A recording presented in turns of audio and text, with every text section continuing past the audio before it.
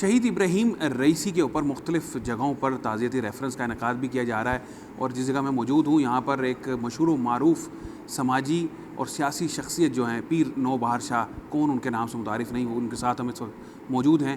ان سے ہم جانیں گے کہ ایرانی صدر کی جو شہادت ہوئی اور مختلف ادوار دیکھے مختلف ایرانی صدور کے، تو ان کو انہوں نے کیسا پایا اور ان کی شہادت پہ کیا کہیں گے. جی پیر نوبہار شاہ صاحب بتائیے گا، جو ایرانی صدر ابراہیم رئیسی اور ان کے رفقا جس حادثاتی جو حادثہ ہوا یا جو بھی ٹارگٹ کیا گیا، اس کے اوپر کیا کہیں گے؟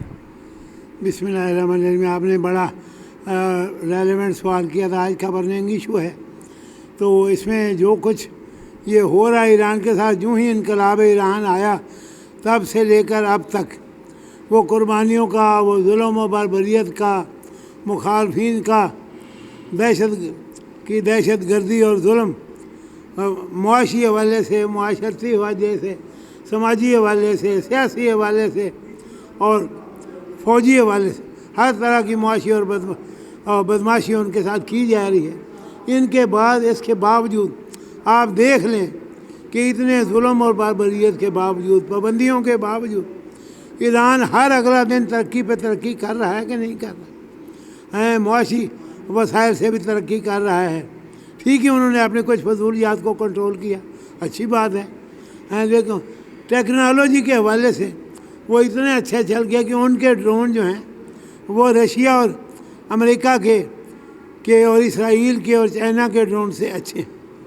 تو اسی طرح اور بھی باقی بہت سارے میزائل سسٹم ہیں تو ان کا اپنا کریٹڈ ہے، اور وہ اتنا مضبوط اور طاقتور ہے کہ وہ اگر لڑنا ہی پڑا تو پھر اسرائیل within second there will be no Israel on the map of the world.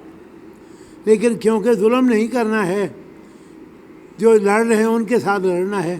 ابھی جو انہوں نے اٹیک کیے، وہ جو فوجی نوعیت کی تنصیبات تھیں ان پر کیے، پبلک پر ان کا کوئی حملہ نہیں تھا. اور پھر حملہ اس طرح سے ہوا ہے کہ اپنوں پروں سب کی انٹرسیپشن کے باوجود وہ اتنے مجبور اور بے بس ہوئے مخالفین کہ انہوں نے جواب میں بس ایک رسم کرنے کی کوشش کی کہ ہم پر کوئی دوبارہ اٹیک نہ ہو جائے. تو یہ ہوتی ہے طاقت، خدائی طاقت اللہ کے تعالیٰ کی طرف سے. ایران پر ظلم پہلے بھی ہوئے، مختلف ادوار کے پریزیڈنٹس تمام میں ہوتے رہے، کئی شہید بھی ہوئے، پوری کی پوری پارلیمنٹ اڑا دی گئی، اور پتہ نہیں کیا کیا ارادے ہوتے ہیں مخالفین کے. اپنے پراؤں سب کو مخالف کر دیا. ایون دین وہ زندہ و پائندہ ہیں، اور انشاءاللہ دن بدن مزید زندہ و پائندہ ہو رہے ہیں. رئیسی صاحب یقیناً ایک بہترین اور مضبوط باکردار اور باوقار اور اہلیتوں اور صلاحیتوں اور قابلیتوں سے بھرپور شخصیت ہے، لیکن اللہ تعالیٰ ان کا بہترین متبادل بھی دے گا. اگر یہ حادثہ ہے تو وہ تو اس کا نظام ہے، اس میں مجال ہے. ایرانی گورنمنٹ بڑا پھونک کے چل رہی ہے.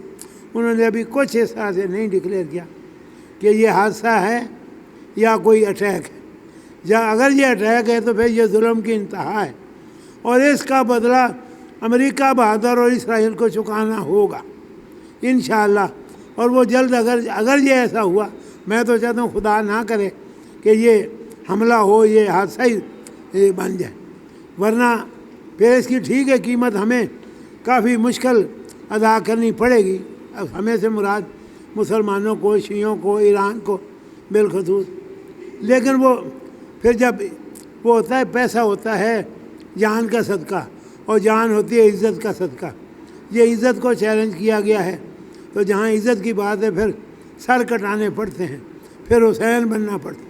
اچھا، ابراہیم رئیسی صاحب نے فلسطین کے لیے جس طریقے سے آواز بلند کی اور امت مسلمہ کو بھی اکٹھا کیا، اور اب اسی کا آپ کیا سمجھتے ہیں نتیجہ نہیں کہ یورپین کنٹریز بھی اب فلسطین کو تسلیم کر رہی ہیں؟ تسلیم کر رہے ہیں، تیزی سے تسلیم کر رہے ہیں. خود امریکہ میں جلوس نکالے گئے ہیں، اور پورے یورپ میں جلوس نکالیں گے. مسلم ممالک سے بہت بہت بڑے جلوس نکالے گئے ہیں غزہ اور اسرائیل کی حمایت میں، کہ اسرائیل کی مخالفت میں، اور غزہ کی، فلسطین کی حمایت میں.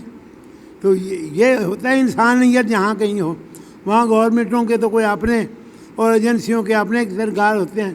پبلکلی میں ان میں کچھ انسانیت کی رمق ہے اور اس حوالے سے وہ انسانی حوالے سے مظاہرے کر رہے ہیں۔ مسلمانوں کی بے حسی اور بے ضمیری وہ اپنی سب جگہ یہاں ہے۔ سعودی عرب کے رویے دیکھ لیں، ترکیہ نے بھی ماشاءاللہ جس طرح سے منافقانہ رویہ اختیار کیا ہے وہ بھی آپ کے سامنے ہیں۔ باقی یہ متحدہ عرب امارات والے نے بھی جو کچھ کیا، ان کے اڈوں سے ان کے فلیگ کے ساتھ جہاز اڑ کر وہاں اسرائیل کو اسلحہ سپلائی دیتے رہے امریکن۔